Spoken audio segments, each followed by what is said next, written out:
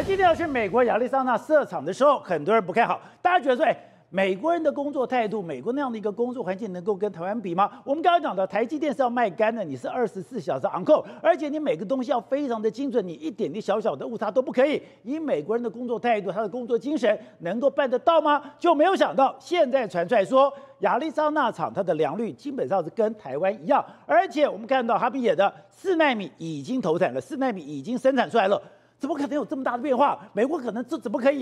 可能做的它的品质、它的良率跟台湾一样？结果现在答案出来了，真的让我跌破眼镜。为什么跌破眼镜呢？搞了半天，台积电有一个什么大军？退伍军人大军。也就是说，原来在台积电里面有一批非常多的人，他们是美国的退伍军人。我们知道，美国的退伍军人，他们非常的忠诚，他们非常的严守纪律，他们做事完全一板一眼，他们完全符合台积电所有的要求。你说台湾在台积电是军事化管理，他根本到了美国，根本就是军人在处理这些事情。而且你知道，美国亚利桑那厂的那个负责人，他就是西点军校毕业的，而且现在才发现说，原来的半导体产业不是只有台积电，包括我们看到日本的威力科创，很多他们背后都有很多美国的退伍军人。难道台积电去的时候已经跟五角大厦讨论过了吗？难道他去的过程里面不但是美国政府大力支持，背后也有美国国防部的影子吗？好，在这一段里面，战略专家林廷辉也加入我们的讨论。廷辉你好。大家好。好，刚才讲的是，之前我就一直百思不得其解，是为什么亚利桑那厂后来它的整个新建的进度完全达标，没错，而且他说它的良率跟台湾一样，他现在4奈米已经可以投产，而且4奈米投产，他的客户非常的满意。我心想，这不是在美国吗？我们讲他去的时候，大家都不看好吗？对，美国人不是很松散吗？美国做的车子都 K K 咔咔的吗？怎么可能台积电可以符合要求？结果现在照片出来了，对，他们很多关键的人、重要的工人都是退伍军人。没错，雷蒙多报喜，报什么喜？他说：“你看，美国已经开始生产4奈米的全球最先进的晶片之一，而且我们在美国的本土的工人美国本土用当地的劳工生产跟台湾的良率差不多的4奈米晶片甚至有媒体报道，良率比台湾还要高1% 到2% 你想说怎么有可能会发生这样的事情？我们一开始的时候，我们不是印象中，你看这个台积电建厂初期的时候，你看工人在那边滑手机啊，然后又有什么劳资纠纷啊，又有什么公安的一大堆问题，一大堆很多，就后来都没有了，突然就没有了。因为什么？因为他们现在找了一个神秘部队进去了。这个神秘部队就是这一群人。抱歉，我们看这一群人是什么 ？Veterans Build American， 就是他们其实是什么？退伍军人。也就是说，台积电目前为止有非常多的退伍军人来报道之后，让他整个作业都完全不一样。那为什么完全不一样呢？因为我们知道退伍军人，美国的退伍军人是这个忠诚，而且一板一眼。你要什么纪律，我完全都做得到。严守纪律。对，你要什么多难的东西，我都可以做得到。所以他们来了之后呢，哇，让整个台积电，你看我们看这几个月。我们看到完全都是哇，怎么突然之间良率好那么快？因为这些退伍军人来了之后呢，让台积电整个格局变得不太一样。因为雷蒙多特别强调我们是在第一次在本土利用当地的劳工生产跟台湾良率跟品质相当的先进4奈米晶片。然后我们还注意到说，之前不都有一个他们的这个负责人，台积电在亚利桑那负责人不是接受很多访问吗？接受很多访问之后讲什么？他说，我们的这个良率非常高，跟台积电跟这个台湾一样。还有我们提出的价格，我们的客户都照单全收。结果我们去查的资料，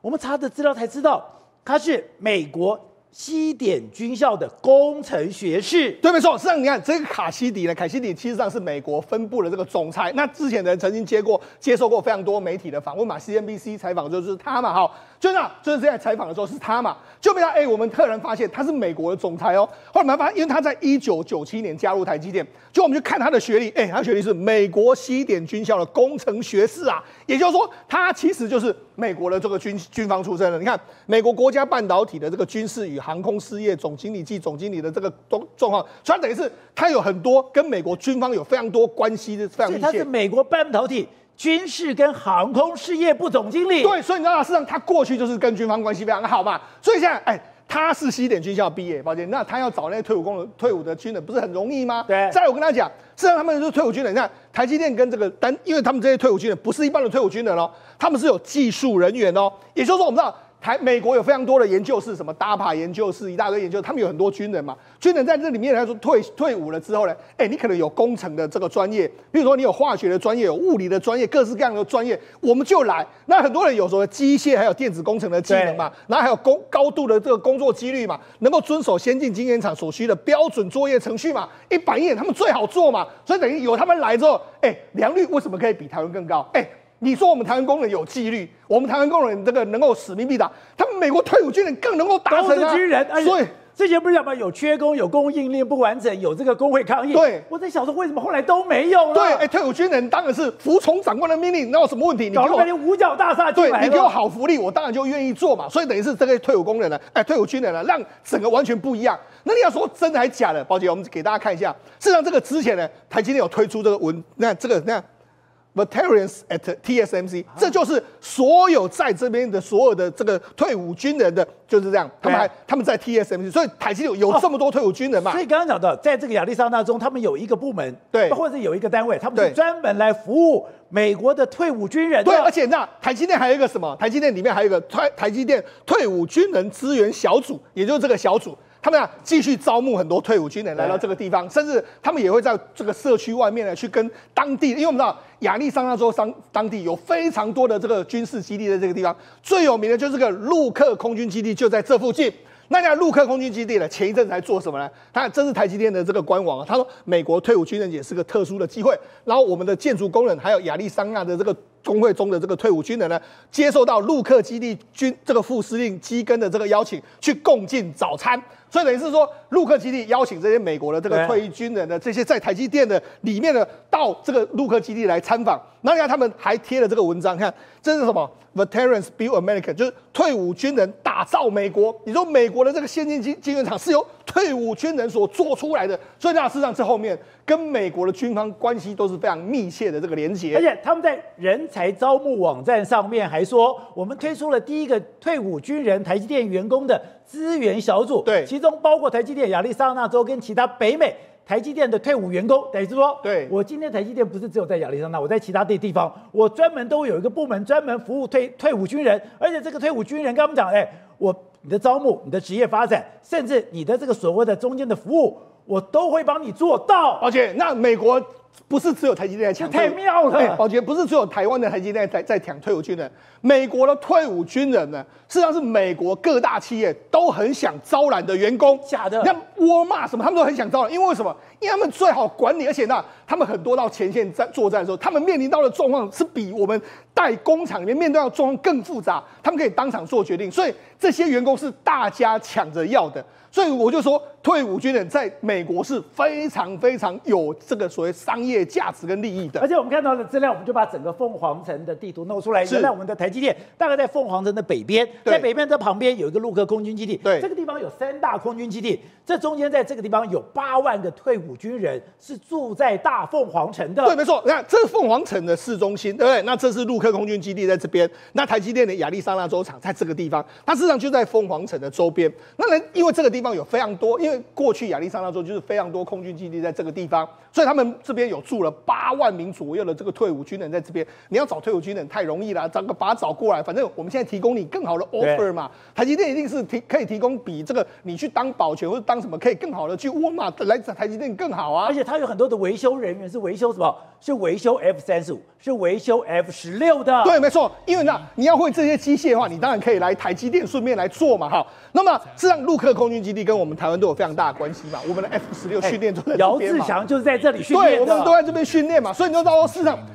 为什么会到这个亚利桑那州？宝杰，我跟你讲，事实上为什么会有这些退伍军人？大家不要忘记哦。台积电最早是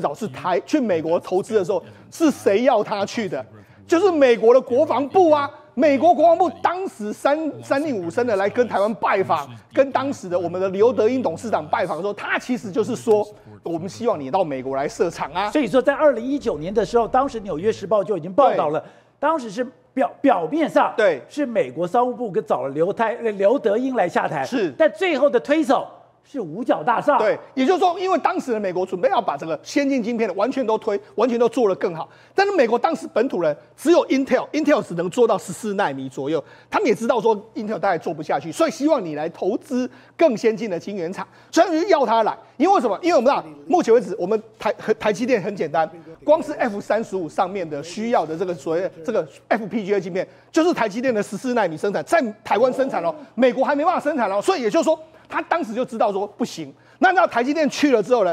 这个马上他就被列为什么？我们美国呢，他们DARPA或任何美军呢，他可信赖的晶圆厂的时候，就可以在台积电生产。所以在2017年开始。台积电就已经是DARPA跟美国五角大厦的可信赖晶圆厂。对，没错，那是因为你表现太好啊。我就是说，当时美国可信赖的，包括说像这个台积电，那包括说像这个格罗方德，还有包括说像 Intel， 但是他比较就知道，台积电做的最好、最便宜啊，所以他才会有2020年要求你去，2019年要求你去，而且是川普时代的国防部邀请你去，原因就在这个地方嘛。那现在呢，宝杰，那现在做成什么呢？现在变成这样，因为目前为止来说 ，Intel。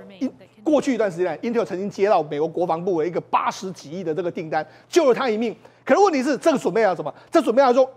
这个所谓的埃米级的产品。但是宝姐，你知道现在问题是 ，Intel 你做得出来吗？做不出来吗 ？Intel 目前为止，讨靠莫利修，它搞不好分拆，它现在股价摇摇欲坠。所以未来呢，这个部分来说，搞不好宝姐，它现在是交给 Intel 做，未来搞不好呢要交给台积电做嘛。好，另外除了这个之外。拜登要离开的时候，他还签了一个人工智慧的投资。那人工智慧的投资，他说什么？他就说呢，我们现在准备，我们国防部要把这个场地接出去，让大家做所谓 AI 的这个先进的这个所谓相关的资料中心。但是他说，你有个条件就是你要用美国生产的晶片，所以美国生产晶片，台积电就可以在这里面嘛。所以跟你讲，雷蒙多会说台积电做出来，我觉得这是一个非常不一样，因为表示美国有了最先进的晶圆制造的公司在这个地方，美国未来在军用。在很多商业用途里面来说，都可以用全世界最先进的制程之一啊。好，所以辉仔，这就完全为我解惑的，就是之前在台积电在亚利桑那厂出了这么多的问题，还这个延迟，什么问题都解决了，搞不好搞了半天是退伍军人来了，退伍军人来了以后，那怎么处理呢？怎么衔接呢？搞了半天，他们在所谓的社区大学就去开创很多的课程，开了很多的课程里边，他的这个州长亚利桑那州长还亲自进来，他们五角大厦还弄了一个人才库，他们还进到这里边，中间等于是透过社区大学进行一个衔接课程。是我们之前有知道，就是说台积电在美国在新建厂的时候，台湾有媒体去嘛，就说什么那个在新建厂的过程里面。到处都是烟蒂然后还有那些工人啊，什么乱躺啊，拿休息时间干嘛的，就讲着这么规矩啦。那我们想说，完蛋了，这样会不会有水土不服的问题？没有想到这个问题迎刃而解，就是因为军人进来了。那军人跟台积电的这个工人需求有同样的一个一致性，什么一致性呢？就是要高度服从，而且完全接受这个 SOP 的一个口令一个动作那很多，尤其是你知道那个退伍军人，你不要想说退伍军人听起来年纪很大，很多只有20几岁，所以他们的人生的下半场都应该就是说他们新的职业要怎么样转职是一个很重要的课题。你有没有看到像之前那个州长他弄那个台积电的一个社区大学？我就记得当时我们在讲这一题的时候，还有那个学生出来非常开心，他就说：“我其实就刚退伍我才20几岁而已啊。”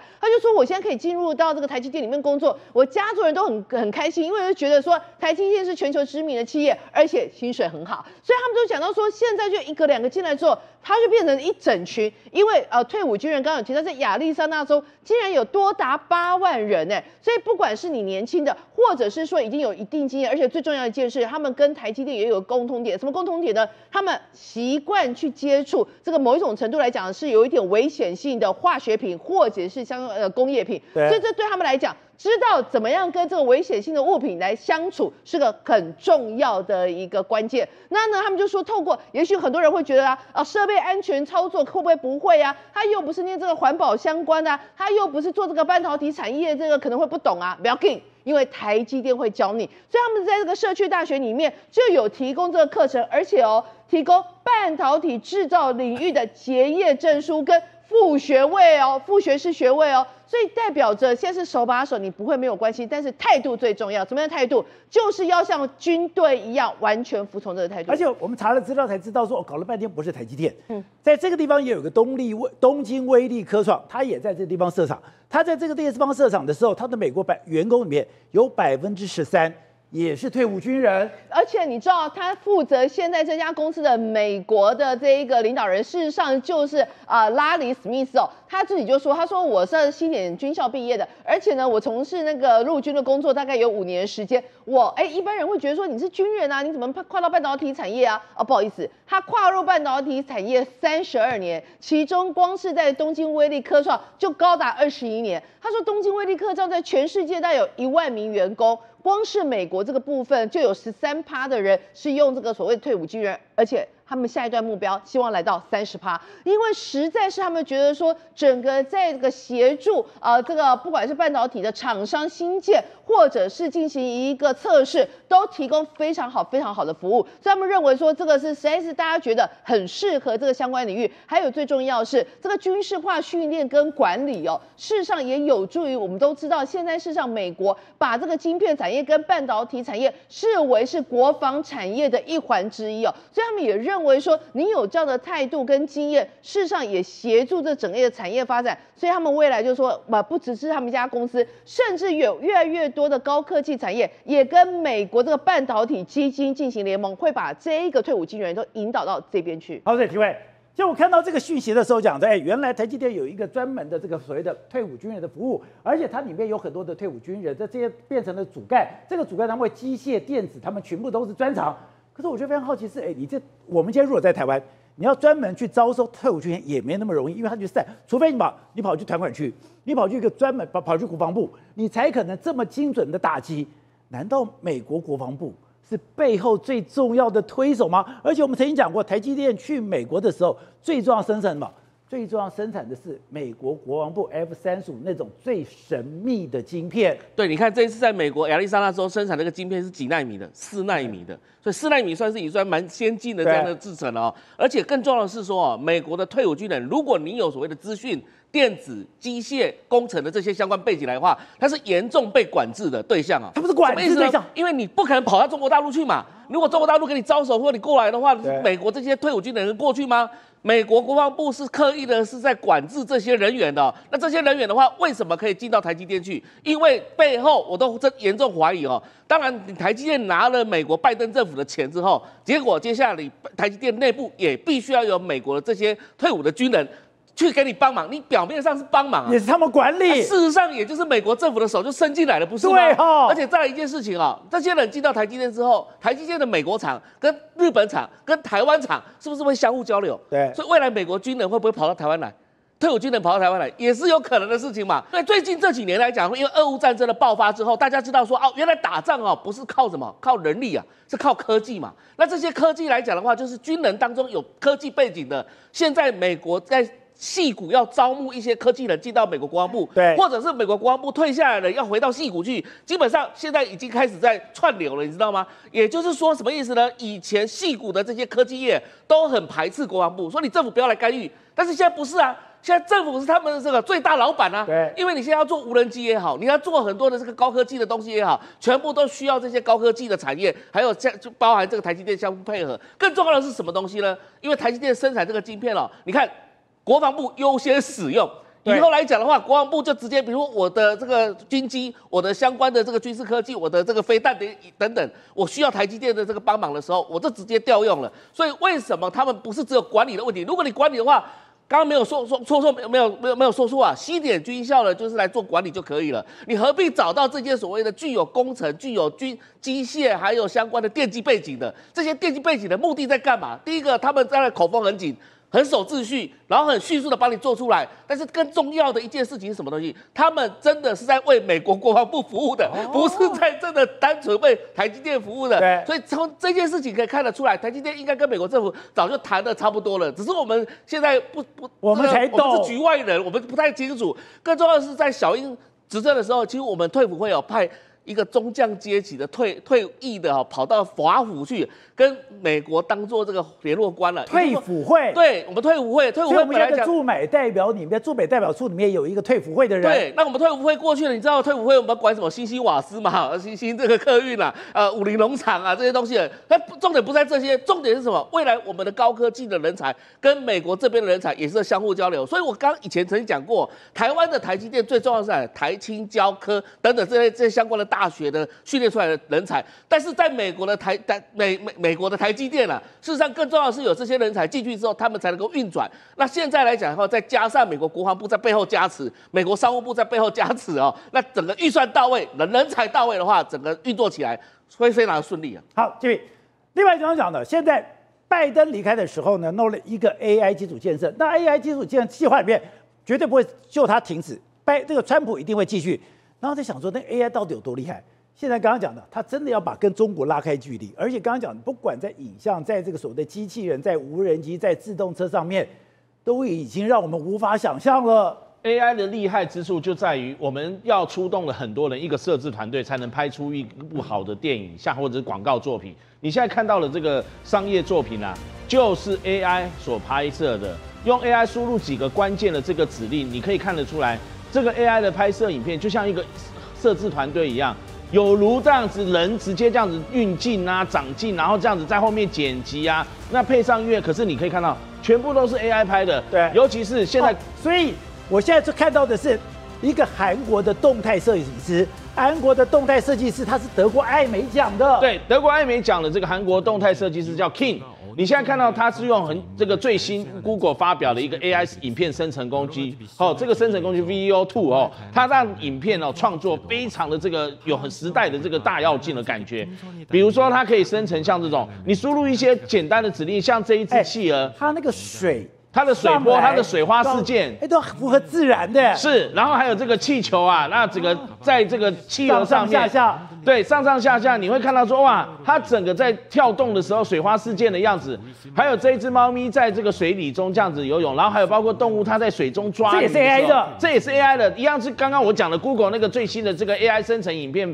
发表的，那它用这样的一个输入简单的指令，就是这个 King， 它在比较这个 AI 的这个清晰度，而且你可以看到那个水在这个球在水中的浮力，你看到没有？那个猫咪啊，这个它不断的在抓那个球，它球在水中的浮力，它都可以展现得出来，有一些物理特性，不是很简单的。你跟他说，我在这个我要用一支影片来描述猫在水中抓球，那如果一般 AI 可能以前都很简陋了，可是你现在看到，甚至你想得到的跟想不到的 AI 都可以帮你生成到，你觉得这就是一个摄影团队在设置，而且我们刚刚讲物理特性。你现在看这个 AI 它的一个这个液压机啊，它是 AI 生成的液压机，它去压不同材质物体的时候，比如说去压这个铁水壶，压下去压扁的那个过程当中，还有压那个大理石，它的整个都会让你觉得，它真的好像是东西在那边实验，而且它可怕的是它进步的非常快。之前我们看到 Sora， 也就是这个 OpenAI 的 Sora 的时候，它的这个影像形成，我都觉得已经太为观止了。可是你再去对比这 VO2 的话，那更真实了。你仔细看，比如说 OpenAI 的猫，它就知道说猫它可以做这样的一个动作，但是其实 Google 的 VEO2 它会认为说猫它可以做的趴的更低的动作，它在动作的细致度啊，处理起来会比这个 OpenAI 更加有技巧。甚至其实你在对照两部这样的一个这个不同的生成，你看这个是 Sora， 这 Sora 做成 ，Sora 做了它是这个气死漂浮。他说气死漂浮，你输入这个指令，他认为漂浮在海面上，那你会觉得有点违和吧？可是你再看 Google 做的，这个漂浮在气死上面，真的就很有那种感觉。这就是我们看电影一般会吃的辣味玉米片啊，它是漂浮在气死上面，你就会觉得这个就可以符合你的想象啊，而且做的就有点食指大动，不像刚刚那个在海面上，谁跟你讲漂浮一定要在海面上？所以 OpenAI 的想象空间就不如这个 Google 的它的想象空间来的让我们这个看了之后不会有违和感。那不只是这样啊，那其他像这个海面上啊，你说这个灯塔，它在 Sora 的处理上，它的这个泡泡会比较多，海浪它似乎显得较小。可是 VEO2 呢，它就会显得海浪会比较符合现实的状况，而且它会有光影的照相，不像 Sora 它会像这种摄影棚架好的灯光，所以你才知道。伊伦马斯克最近讲的一个东西把我吓死，就是我们刚才讲为什么可以进步这么快，因为他吸收很多的资讯。那吸收很多资讯，他说，伊伦马斯克说，到了2024年，你所有电脑里面的 data 都被 AI 吃光了。这是他这个不久前他才提到，他说其实在去年的时候呢，他就发现说这个OpenAI 它已经会很快的去学习人类的知识，人类几千年这个万年来这样的一个知识啊，都被这个 AI 给学习光。那以后没有什么可以教他们，因为我们是日积月累的东西。所以你现在纸本的知识，你现在在电脑蕴藏的知识，你所有的 data。AI 全部都吸收完毕了。所以马斯克是说，以后以后这个 AI 啦，就是靠他们自己去累积他们的开发的程式，然后去不断的开发学习，而且不只是这样。之前当这个他们用 AI 去看那个他们在入侵一个这个网站的时候呢，你知道吗？7个专业的这个团队几乎快要被 KO， 因为他们在这个网页上65000个商品啊，一夕之间啊就被这个 AI 的软体它入侵了之后呢，把它全部给删除掉，完全把它给吃掉，你就知道说。AI 这种东西，它学习力很强，掠夺性很高，它也可以抓取到这些资料，让你这样防不胜防，甚至以后它甚至可以取代人类很多的工作，比如说中介的工程师。这个是这个脸书的创办人祖克伯，对，祖克伯他就有提到。他们现在在训练说，有些这个 Meta 跟一些顶尖的科技公司啊，他们在训练说 AI 可以当一些中阶软体的这个工程师。那现在初募已经让这个中阶软体工程师的计划已经有成效。那总薪资啊，可以接近说40万到60万美金啊，一个中阶软体工程师，这是一个他们这个 Meta 的这个薪资啊。所以你说，我的薪水如果是1320万到1980万，这个应该讲对台湾来讲是非常高阶的工资，对不对？他说：“现在这个工程师，你在这个 Meta 里面，你要被机器人取代了，所以他们就要有危机感啦。因为他说今年就可以开始启动了，所以以后 AI 发展的成熟之后，这些中阶的工程师是不是全部都失业了？好，所以吴总，你说你最近听了伊隆马斯克的一个演讲，你叹为观止，你觉得 AI 的时代真的是更可怕了，非常疯狂，我只能这样讲。他的估计未来2-3年内，他的公司本身呢要生产5万台到10万台的人形机器人。5万台，他说以后的人类一个家庭里面，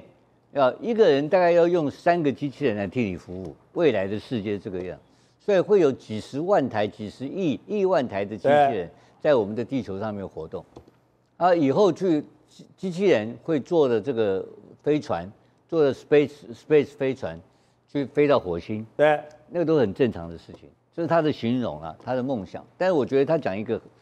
非常有道理的事情，我认为这个是科学怪人会实现。他讲一个很简单的道理了，他说很简单，现在目前的人形机器人的智慧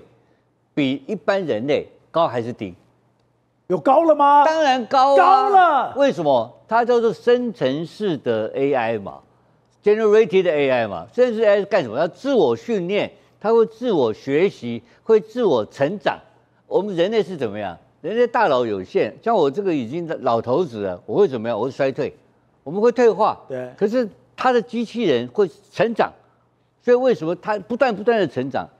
所以它是有把握，未来它的这个所谓的这个 EV 啦，它的 EV 的它的自驾车的性能。用人形机器人来做驾驶的话，比人类驾驶一定更好啊！如果是一定更好的话，为什么需要道路改变呢？我们过去的概念认为说我们现在要做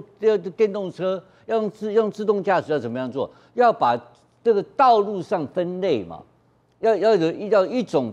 要分成好几类，要有专门的这种像我们的公车专用道的概念，这个道路要专门给电动车用的。他说不对。他说：“这个就是他的这个所谓的这种他的电动车，用 AI 的电动车的话，会在任何的道路上面、任何的情况之下，跟平常一样的在这边跑，对，根本不需要人驾驶，因为他这部电动车的智慧、跟头脑、跟经验、跟参数超过人类，而且它反应也比人类快吗？各方面都好，我一定要做出这种的 AI 的机器人才有意义嘛。”而且它会成长，主要在这里，所以这是第一个它的概念啊。如果人形机器人会是它的一个未来，那当然它会应用在各种不同的上面来。然后第二个讲的更重要的，它在2024年以前，所有的大型语言平台，就 LLM 啦这种像这种 OpenAI 啦这种 ChatGPT， 对，已经把人类所有的资料全部榨干了。而且它会不断的学习，你给它一个所谓的物理环境，所以这就是这个黄仁勋讲的物理环境。你给它模拟一个物理环境的话，它就在那个环境里面会成长啊。对，成长完以后，它到外面去的环境的话是一样的，因为你模拟那个环境的 data 就跟外面的环境 data 完全相同，所以这个时候的 AI 的智慧当然比人类高啊。所以关键是说，所以这些东西来讲的话，是未来必然会发生的事情，而且更重要的是，美国政府就拜登最出的新的法案，把全世界分成3种国家，台湾是第一类，18个国家可以自由的跟美国合作，中国跟俄罗斯是第3类，是管制国家。那这个目前我讲个情况，这个 LLM 大型语言平台，目前只有美国